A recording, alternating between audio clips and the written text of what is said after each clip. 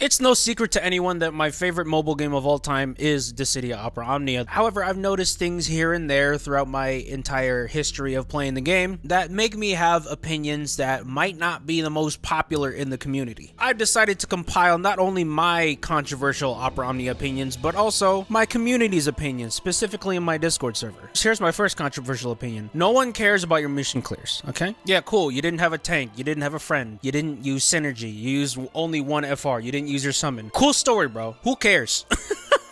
Opera Omnia is not that competitive of a game. It's not like there's an esports. All that matters is that you clear the mission. That's it. It's not like we're competing for money. I don't see the point of people saying, oh, I didn't use a friend unit. I didn't use my summon. It doesn't matter. All it does is make you look pretentious. Now, of course, this doesn't apply, say, if someone's having enormous amount of trouble clearing a mission, who are having multiple people help them out. When they clear it and they, you know, post a screenshot of their clear and they're like, hey, everyone, I finally cleared it. Obviously, I'm gonna congratulate that. You know, that's awesome. Especially for newer players. If it's like their first Shin Ryu that they've cleared or their first Lufenia that they cleared and they're proud of it and they want to show it out to us, I think that's absolutely awesome. But if you've been playing the game for like a year plus and you come out here saying, oh, I didn't use my summon, go away.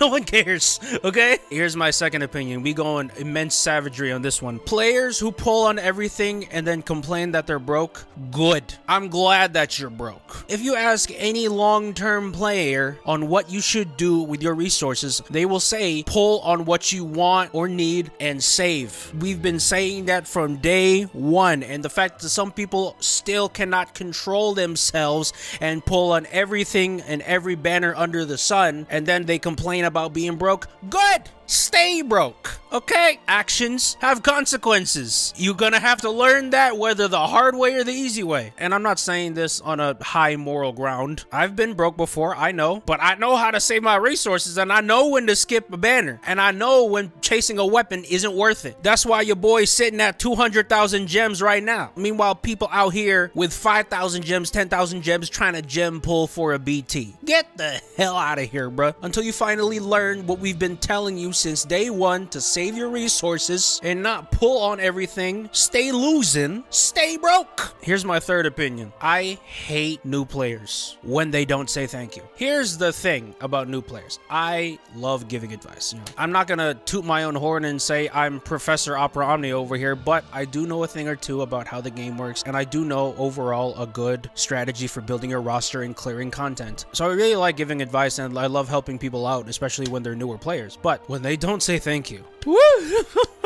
that just ticks a certain nugget in my brain that just transforms me into a bloodlusting monster. It pisses me off so much when people ask for so much help and they don't reciprocate thanks. Like, how hard is it to say these two words, thank and you? And you know what's the funniest part out of all of this? The new players who don't say thank you, they tend to be the worst players. They tend to be the players who struggle the most in Shinryus, who struggle the most on building their roster, who struggle the most on building resources. Those people seem to be the ones that struggle the most in this game. And you know what? I'm happy about that. Learn some damn gratitude. Listen, guys, I know it sounds salty, but this hits especially home for me, bro. Let's move on before I get any more angry, all right?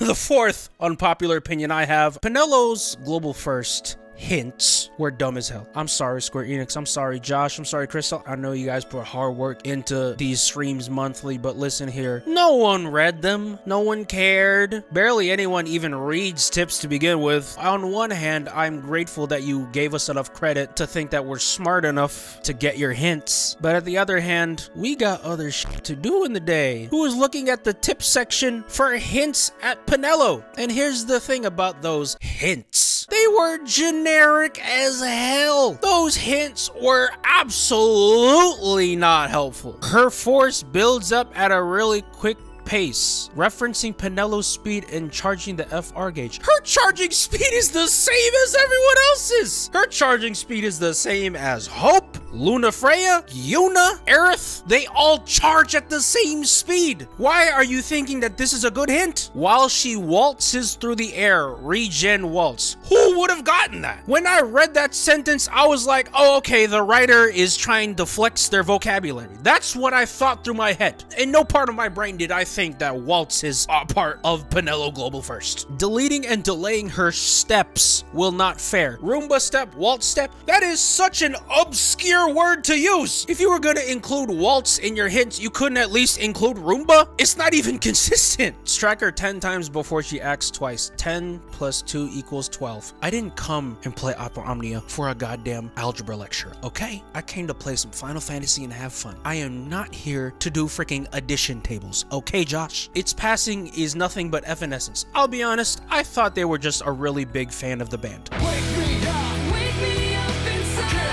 I had no idea that they were even talking about Penelo. I will give this one in particular, Evanescence is quite a specific hint when it comes to her LD. But here still is an issue I have with that. Penelo in the game prior to her Global First was immensely irrelevant. To my knowledge, apart from this tip section, there was not a single hint that Penelo was going to ever be the Global First. So why would anyone ever look at this and think, oh, it has to be Penelo, right? That's my problem. Maybe if it was in a more organized fashion, you could have perhaps made the hints more receptible for the audience, but the way it was done and the way Josh was like, you guys need to read. Reading is important. I think this is a good reminder that reading is important.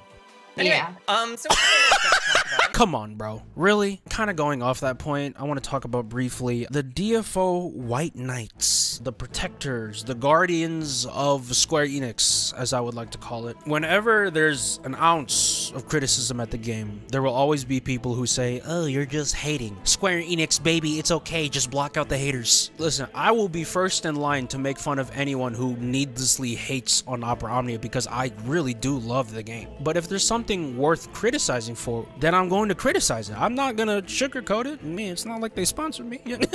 What do I gain from not criticizing Opera Omnia? Pandering points? No, I will always be completely honest about my thoughts on the game until I get sponsored. Then that's a different conversation.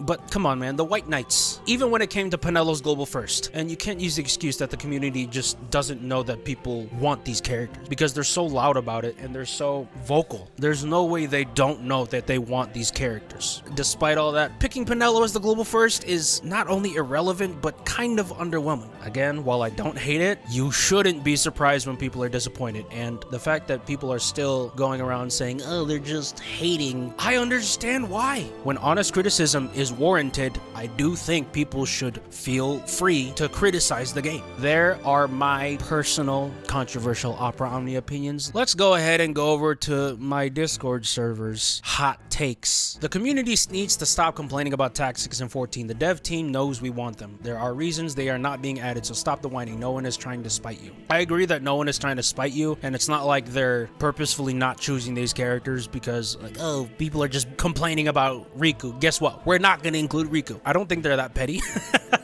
I just think that they really can't. Getting characters from different franchises might be difficult due to the management system. The game does nothing to prepare you to actually play the game. If you don't reach out to other players through videos and Tomberry Trope, you will struggle big time. I agree with this. I would not have had nearly as good of an account as I have now if I didn't go on Discord, if I didn't look up Tomberry Trope, YouTube tutorials. I would have been a pretty bad player. But this isn't just with Opera Omnia. It's essentially with a lot of other video games. Even the mainline Final Fantasy games. They don't really teach you exactly how to play the game. You kind of just learn as you go. The way you learn is essentially through trial and error. If you want better advice, then the internet is there. So there's no reason for you to not look it up. And going off of that point, a lot of the company official tutorials for these games, more often than not, they're kind of trash. Even with Opera Omnia, the tip section for each Shinryu fight, I mean, like, it's adequate, I guess, but I think the best advice for the game should be from people outside of the game. If Tomberry Trope was ever, like, licensed officially by Square Enix, I'd be a little bit worried because I would then have doubts about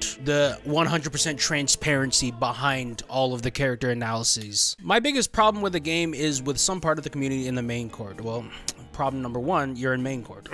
Most of them don't want to take the time to read what a fight does or what a certain character does. The amount of times I've heard people saying, I don't understand this fight, or why did I lose? I was using X character pop-up is more than I can count. Well, guess what? No character is just a plug-and-play win character, unless you're Jack Garland. You can't expect to win just because you're using Renoa or Tifa. If you ignore some mechanics, the fight can go on forever. Kuja's intersecting wills. I know that global not reading is a meme at this point, but guess what? Learning what your characters do is part of the team building aspect of the game, and it would make the game much more bearable for you. Also, can people stop being so negative or encouraging new players or players who are struggling with a certain fight just to solo them? If they're struggling with a team of 3, imagine a team of 2 or 1. Like, come on. Wait, people are actually saying solo fights to new players? What?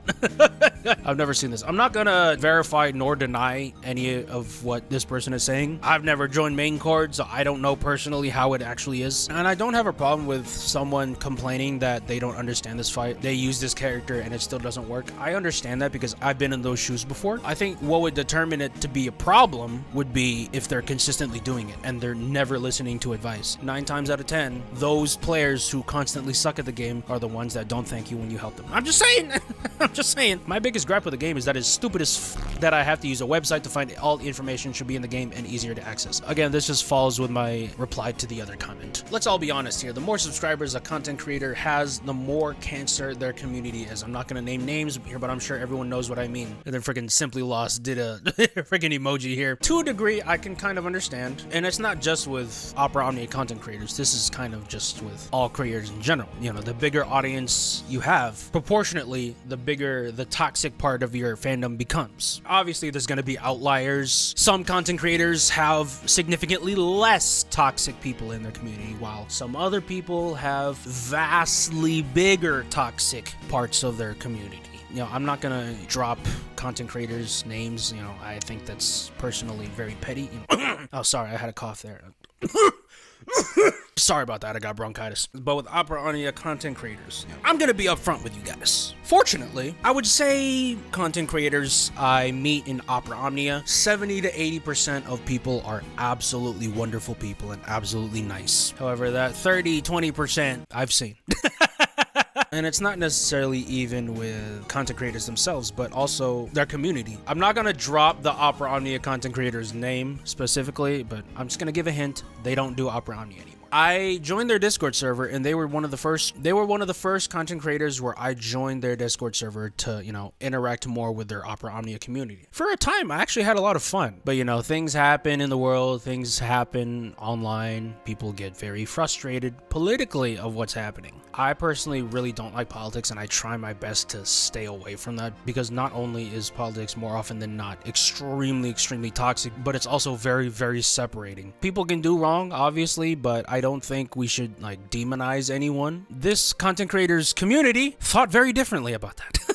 They were very adamant being on one side of the political aisle and taking a sort of militaristic strategy resolving this political dispute, aka just destroy the other side and the world will be saved. I don't think the world works like that, and no one was even able to contest them. You know, a fellow member of that Discord server DM'd me and said, hey, you probably shouldn't say too much because you are going to get absolutely lynched in the comments. But yeah, how free they were able to spout out all that hate and have the moderators not only be okay with it, but condone it. That's just not the type of community I personally want to build for myself, and I don't think that type of community is healthy or stable. Having dead summon boards that boosted characters are no longer around for sucks. So many gems and tickets locked away. The general upgrade path for an unbuilt character, I'm talking summon board upgrades, is super tedious with quality of life. With one-click max out boards would be amazing. I have to do this often as I'm not a day one player, so it's super tedious. And lastly, the artifact rolling. I'm a premium Mog Pass buyer. I don't see how free to play does it wipe out all gold and orbs every event. For me, it seems rolling perfect arts, there has to be a better way. I personally don't have a problem with artifact rolling. Even, you know, as a free player back in JP, I really didn't have a problem with rolling perfect artifacts. While yes, you could have trouble if your RNG is super bad, but overall,